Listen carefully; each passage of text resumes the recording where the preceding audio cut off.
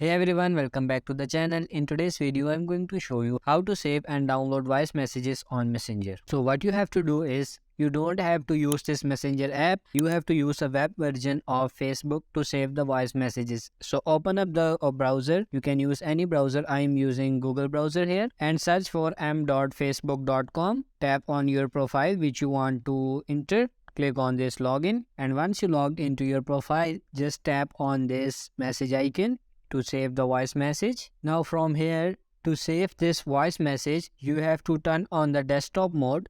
So if you are on Google Chrome, tap on these three dots in the top right corner and then just check this desktop site, and you can see that my desktop site is on now. So if I zoom a little bit, that you can see easily, and here on the top right, just tap on this messenger icon. Now open the chat you want to save the message from, and now you can see that this is the message I want to save. And if you scroll to the right side, you will see these three dots. Tap on it and you can see that download option.